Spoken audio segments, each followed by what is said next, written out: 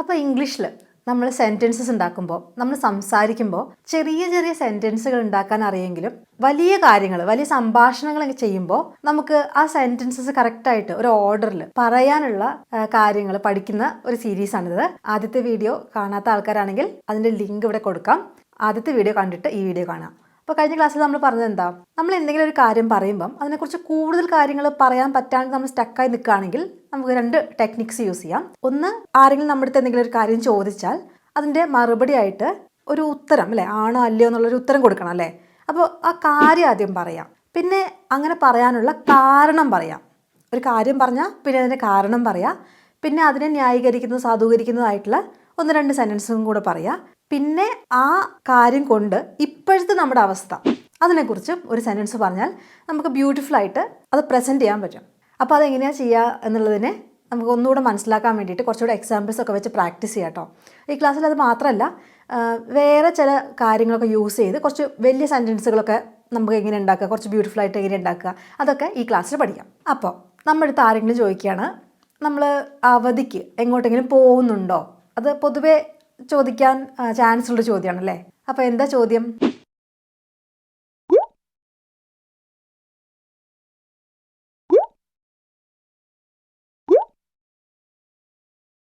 അതിനെന്താ ഉത്തരം കൊടുക്കുക? ഇപ്പം നമ്മൾ ശനിയാഴ്ച മൈസൂർക്ക് പോവാണ്. അപ്പോൾ എങ്ങനെ പറയാ? Yes, I am going to Mysore on Saturday. ഇപ്പോൾ നമ്മൾ കാര്യം പറഞ്ഞു, അല്ലേ. ആരാണ് ചെയ്യുന്നത്? ആ സെൻറ്റൻസിന് സ്ട്രക്ചർ അറിയാലോ, അല്ലേ. ആദ്യം ആരാ ചെയ്യുന്നത്, പിന്നെ അയാൾ എന്താ ചെയ്യുന്നത്, എപ്പോഴാണ് ചെയ്യുന്നത്, എന്തുകൊണ്ടാണ് ചെയ്യുന്നത്, ഇതൊക്കെ നമുക്ക് ഒരു സെൻറ്റൻസിൽ തന്നെ വേണമെങ്കിൽ പറയാം. അപ്പോൾ ഇവിടെ ഞാൻ 2 സെൻറ്റൻസായിട്ട് സ്പ്ലിറ്റ് ചെയ്യാം. അപ്പോൾ ആദ്യം കാര്യം പറഞ്ഞു. എങ്ങനെയാണ് പറയുന്നത്? ആദ്യം ആരാ പോണത്? ഐ ആം ഗോയിങ്, അല്ലേ. ആൾ പോവുകയാണ്. എന്താണ് സംഭവിക്കുന്നത്? ഞാൻ പോവുകയാണ്. ഐ എം ഗോയിങ് എങ്ങോട്ട്? ടു മൈസൂർ. എന്നാണ് പോണത്? On Saturday.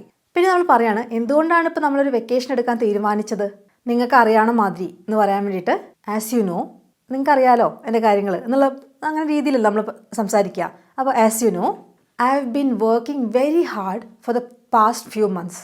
കഴിഞ്ഞ കുറച്ച് മാസങ്ങളായിട്ട് നല്ല പണിയായിരുന്നു. നിനക്കൊക്കെ അറിയാവുന്നതല്ലേ, ഭയങ്കര പണിയായിരുന്നു ഇവിടെയെന്ന്. അപ്പോൾ I have been working very hard, നല്ല കഷ്ടപ്പെട്ട് പണിയെടുക്കുകയായിരുന്നു. എപ്പോൾ? For the past few months, കുറച്ച് മാസങ്ങളായിട്ട്. അതുകൊണ്ട് തന്നെ എനിക്കൊരു വെക്കേഷൻ അത്യാവശ്യമാണ്. അങ്ങനെ പറയാം. And I badly need a vacation. I badly need something എന്ന് വെച്ചാൽ അത് മോശമാണെന്നുള്ള അർത്ഥം വരില്ല. ബാഡ്ലി എന്ന് പറഞ്ഞിട്ടുണ്ടെങ്കിൽ എനിക്ക് വളരെ അത്യാവശ്യമാണത് എന്നുള്ള അർത്ഥത്തിലാണ് വരുന്നത്. ഐ ബാഡ്ലി നീഡ് സംതിങ് എന്ന് പറഞ്ഞാൽ എനിക്കത് വളരെ അത്യാവശ്യമാണ്. I badly need a vacation. കുട്ടികൾക്ക് അവധിയാണല്ലോ, അങ്ങനെ പറയാം. The kids to have their holidays. കുട്ടികൾക്കും the kids to have their holidays, അവർക്കും അവധിയാണല്ലോ. ഞങ്ങളൊക്കെ ഭയങ്കര എക്സൈറ്റഡ് ആട്ടോ യാത്ര പോകാൻ വേണ്ടിയിട്ട്. അങ്ങനെ പറയും. വി ആർ ഓൾ, ഞങ്ങളെല്ലാവരും, we are all very excited about the trip. ട്രിപ്പിനെ കുറിച്ച് ഞങ്ങളൊക്കെ ഭയങ്കര എക്സൈറ്റഡ് ആണ്. അപ്പോൾ കഴിഞ്ഞ ക്ലാസ്സിൽ നമ്മൾ പഠിച്ച സംഭവം വെച്ചിട്ട് ഒരു എക്സാമ്പിൾ കൂടെ നമ്മൾ ഉണ്ടാക്കിയതാണ്. നമ്മൾ ആരെങ്കിലും നമ്മളോട് ഒരു ചോദ്യം ചോദിച്ചാൽ നിങ്ങളത് ഒഴിഞ്ഞു മാറാൻ നിൽക്കരുത്. അതിന് ഈ ഒരു ടെക്നിക്ക് വെച്ചിട്ട് അറിയാവുന്ന രീതിയിൽ പറ്റാവുന്ന പോലെ ചെറിയ ചെറിയ സെൻറ്റൻസുകൾ സമയം എടുത്തിട്ടാണെങ്കിലും കുഴപ്പമില്ല, സമയം എടുത്തിട്ട് ഉണ്ടാക്കി പറയണം. ആ കിട്ടുന്ന അവസരങ്ങൾ നമ്മൾ ഉപയോഗിക്കണം കേട്ടോ. ഇത് വീട്ടിലും പ്രാക്ടീസ് ചെയ്യാവുന്നതാണ്. ആരെങ്കിലും എന്തെങ്കിലും ഒരു കാര്യം വീട്ടിൽ ചോദിച്ചാൽ അതിന് ഉത്തരം ഇങ്ങനെ, നമ്മൾ എന്താണ് ചെയ്തത്, അത് എന്തുകൊണ്ടാണ്, പിന്നെ അതുകൊണ്ട് ഇപ്പോഴുള്ള അവസ്ഥ എന്താ എന്നുള്ള രീതിയിൽ കുറച്ച് സെൻറ്റൻസസ് ഉണ്ടാക്കി ഇംഗ്ലീഷ് പ്രാക്ടീസ് ചെയ്യാം. ഇനി വളരെ ഇമ്പോർട്ടൻ്റ് ആയിട്ടുള്ള വേറൊരു കാര്യം പറയാം. പലപ്പോഴും നമ്മൾ സംസാരിക്കുമ്പോൾ നമുക്ക് ചെറിയ ചെറിയ സെൻറ്റൻസുകൾ കിട്ടൂലേ. ഒരു ഉദാഹരണം പറഞ്ഞാൽ, അനു എൻ്റെ ഫ്രണ്ടിൻ്റെ അനിയത്തിയാണ്. Anu is my friend sister. അപ്പോൾ അവളെക്കുറിച്ച് പറയാണ്. Anu is my friend sister, എൻ്റെ ഫ്രണ്ടിൻ്റെ അനിയത്തിയാണ്. ഷീ ഈസ് വെരി ബ്യൂട്ടിഫുൾ, നല്ല ഭംഗിയുള്ളൊരു കുട്ടിയാണ്. She is very beautiful. She is very intelligent, നല്ല ബുദ്ധിയുള്ള കുട്ടിയാണ്. ചെറിയ കുട്ടിയാണ്. She is A little girl. അപ്പോൾ ഇങ്ങനെ കുറേ കാര്യങ്ങൾ നമുക്ക് ഡിഫറെൻറ്റ് സെൻറ്റൻസസ് ആയിട്ട് ഉണ്ടാക്കാൻ പറ്റും. പക്ഷേ ഇത് ബ്യൂട്ടിഫുള്ളായിട്ട് ഒരൊറ്റ സെൻറ്റൻസ് ആയിട്ട് എങ്ങനെയാണ് പറയുക? ഇപ്പോൾ മലയാളത്തിൽ അനു എൻ്റെ കൂട്ടുകാരിയുടെ അനിയത്തിയാണ്, അവൾ സുന്ദരിയാണ്, അവൾ ബുദ്ധിമതിയാണ്, അങ്ങനെയല്ലല്ലോ പറയാം. അനു എൻ്റെ കൂട്ടുകാരിയുടെ അനിയത്തിയാണ്, നല്ല ബുദ്ധിയുള്ള കുട്ടിയാണ്, ചെറിയ കുട്ടിയാണ്, നല്ല ബുദ്ധിയുള്ള കുട്ടിയാണ് കേട്ടോ. അങ്ങനെ ഒരു ഫ്ലോയിൽ അത് പറയും. അപ്പോൾ ഇംഗ്ലീഷിൽ എങ്ങനെയാണ് അത് പറയുക? അവിടെ നമുക്ക് Anu who is my friend sister. അപ്പോൾ അനു എന്ന് പറഞ്ഞു, എന്നിട്ട് അനു ആരാണെന്ന് പറയണത്? Who is my friend sister, ഫ്രണ്ടിൻ്റെ അനിയത്തി. Is both beautiful and intelligent. അവൾ നല്ല ഭംഗിയാണ് കാണാൻ, നല്ല ബുദ്ധിയുണ്ട് അവൾക്ക്. അപ്പോൾ നമ്മൾ ആ എല്ലാ ഡേറ്റയും ഒരൊറ്റ സെൻറ്റൻസിൽ ബ്യൂട്ടിഫുള്ളായിട്ട് ഫിറ്റ് ചെയ്തു. അനു അപ്പോൾ ഒരാളെക്കുറിച്ച് പറയുമ്പം ഹൂ എന്ന് വെച്ചിട്ട് അയാൾ ആരാന്നുള്ള ഒരു ഡിസ്ക്രിപ്ഷൻ കൊടുക്കുക. അങ്ങനെയാണ്. Anu who's my friend sister is both beautiful and intelligent. അത് മനസ്സിലായോ? അപ്പം അങ്ങനെ കുട്ടി കുട്ടി കാര്യങ്ങൾ ഡീറ്റെയിൽസ് പറയണത് ഇങ്ങനെ ഒരു വലിയ സെൻറ്റൻസ് ആയിട്ട് നമുക്ക് മാറ്റാം. നിങ്ങൾക്ക് ചെറിയ സെൻറ്റൻസുകൾ ഉണ്ടാക്കുന്നത് തന്നെ ബുദ്ധിമുട്ടാണെങ്കിൽ ഒരു കോഴ്സ് എടുത്ത് പഠിക്കാൻ താല്പര്യമുണ്ടെങ്കിൽ ഞാൻ എടുക്കുന്ന കോഴ്സ് ഉണ്ട്, അതിന് ജോയിൻ ചെയ്യാം. സെൻറ്റൻസുകൾ എങ്ങനെയാണ് നന്നായിട്ട് കൺസ്ട്രക്ട് ചെയ്യുക എന്നുള്ളതിൻ്റെ ഫുൾ കാര്യങ്ങൾ കവർ ചെയ്യുന്ന കോഴ്സാണ്. ഓൺലൈനാണ്. അപ്പോൾ നിങ്ങൾക്ക് സമയമുള്ളപ്പോൾ ജോലിയൊക്കെ കഴിഞ്ഞ് വന്നിട്ടാണെങ്കിലോ എപ്പോഴാണ് സമയമുള്ളതെന്ന് വെച്ചാൽ അപ്പോൾ പഠിക്കാം. പിന്നെ നോട്ട്സൊക്കെ ഞാൻ തന്നെ എല്ലാം തരുന്നുണ്ട്. അപ്പോൾ നിങ്ങൾക്ക് എഴുതിയെടുക്കൊന്നും വേണ്ട, പഠിച്ചങ്ങനെ പോവാം. അപ്പോൾ പഠിച്ച് പോകുന്നതിനൊപ്പം അതിങ്ങനെ മറന്നു പോകുന്നുണ്ട്. അത് ടെസ്റ്റ് ചെയ്യാൻ ക്വിസൊക്കെ ഉണ്ട്. ആ ക്വിസാണ് ഏറ്റവും വലിയ കാര്യം. അത് ക്വിസ് ചെയ്യുമ്പോൾ നമുക്ക് മനസ്സിലാവും എവിടെയൊക്കെയാണ് നമുക്ക് തെറ്റിയത്, എന്താണ് നമ്മൾ തെറ്റിദ്ധരിച്ചിരിക്കുന്നത്. അപ്പോൾ അങ്ങനെ നല്ല പ്ലാൻഡ് ആക്കി ഉണ്ടാക്കിയ കോഴ്സാണ്. താല്പര്യം ഉണ്ടെങ്കിൽ എൻ്റെ വെബ്സൈറ്റ് നോക്കിയാൽ മതി, അതിൻ്റെ ഡീറ്റെയിൽസൊക്കെ ഉണ്ടാവും. നിങ്ങളുടെ ലെവൽസ് നോക്കുക. ചില ആൾക്കാർക്ക് കുറച്ച് ഇംഗ്ലീഷ് അറിയുണ്ടാവും, ചില ആൾക്കാർ ബിഗിനർ ഏറ്റവും ബേസിക് ലെവൽ മുതൽ പഠിക്കേണ്ടവരുണ്ടാവും. അപ്പോൾ അതിൻ്റെ ലെവൽ നോക്കിയിട്ട് നിങ്ങൾ കോഴ്സ് എടുക്കുക കേട്ടോ. കോഴ്സ് എടുക്കുമ്പോൾ ഒരു കാര്യം ശ്രദ്ധിക്കേണ്ടത്, GPay ഓപ്ഷനൊന്നുമില്ല, കാർഡ് വഴിയാണ്. ഇൻ്റർനാഷണൽ ട്രാൻസാക്ഷൻ എനേബിൾ ചെയ്തിട്ടുള്ള വിസ കാർഡൊക്കെ ഇല്ലേ, റുപ്പേ കാർഡ് പറ്റില്ല, അത് ഉപയോഗിച്ചാണ് കോഴ്സ് വാങ്ങിക്കേണ്ടത്. എന്നാൽ നമുക്ക് കുറച്ച് പ്രാക്ടീസ് ചെയ്യാം. ഈ ചെറിയ ചെറിയ സെൻറ്റൻസുകൾ ഇങ്ങനെ വരുമ്പോൾ നമ്മൾ എങ്ങനെയാണ് അത് വലിയ സെൻറ്റൻസ് ആക്കുകയെന്ന്. ഈ ഒരു ചോദ്യം നോക്കൂ. നീ സ്കൂളിൽ നിന്ന് പുറത്ത് പോകാൻ പാടില്ല, ബെല്ലടിച്ചിട്ടേ നീ പോകാൻ പാടുള്ളൂ. ഇതാണ് നമ്മൾ പറയണത്. എങ്ങനെയത് പറയാം? You should not go out of the school. Go ഔട്ടിന് പകരം ലീവ്, പുറപ്പെടുക. ലീവ് എന്ന് പറഞ്ഞാൽ പുറപ്പെടുക എന്ന അർത്ഥമുണ്ട്, ഒരു സ്ഥലത്ത് നിന്ന് പോവുക എന്നുള്ള അർത്ഥമുണ്ട്. അപ്പോൾ you should not leave the school, അല്ലെങ്കിൽ you should not go out of the school. ബെല്ലടിച്ചാൽ നിങ്ങൾക്ക് പോവാം. You can leave when the bell rings. ബെല്ലടിച്ച് കഴിഞ്ഞിട്ടുണ്ടെങ്കിൽ നിനക്ക് ഇറങ്ങാം. You can leave when the bell rings. ഇതെങ്ങനെയാണ് നമുക്ക് കുറച്ചുകൂടെ ബ്യൂട്ടിഫുൾ ആയിട്ട് പറയാം? ബെല്ലടിക്കാത്തടത്തോളം നീ ഇറങ്ങാൻ പാടില്ല. അങ്ങനെ ഒറ്റ സെൻറ്റൻസ് ഉണ്ടാക്കാം. അതെങ്ങനെയാണ് പറയാ? You should not leave the school until the bell rings. രണ്ട് സെൻറ്റൻസ് ഒരുമിച്ച് കണ്ടോ? അൺടിൽ വെച്ചിട്ട് ബെല്ലടിച്ചാൽ മാത്രമേ ഇറങ്ങാൻ പാടുള്ളൂ, ബെല്ലടിക്കാത്തടത്തോളം അങ്ങനെ പറയാൻ വേണ്ടിയിട്ട് until. You should not leave the school until the bell rings. അടുത്തത്, അരുൺ എൻ്റെ അയൽക്കാരനാണ്. എങ്ങനെ പറയും? Arun is my neighbour. Arun is my neighbour. ആൾ എല്ലാ ദിവസവും രാവിലെ പാല് കൊണ്ടുതരും. എങ്ങനെ പറയും? എല്ലാ ദിവസവും ആൾ പാല് കൊണ്ടുതരും. He brings us fresh milk every day. എല്ലാ ദിവസവും ആൾ പാല് കൊണ്ടുതരും. ഈ രണ്ട് സെൻറ്റൻസും ഒരൊറ്റ സെൻറ്റൻസ് എങ്ങനെയാ ആക്കുക? അരുൺ, ഇനി അയാൾ ആരാന്ന് പറയുക എങ്ങനെയാ? Who is my neighbour. Neighbour ആകുന്ന Arun. Arun who's my neighbour brings us fresh milk every day.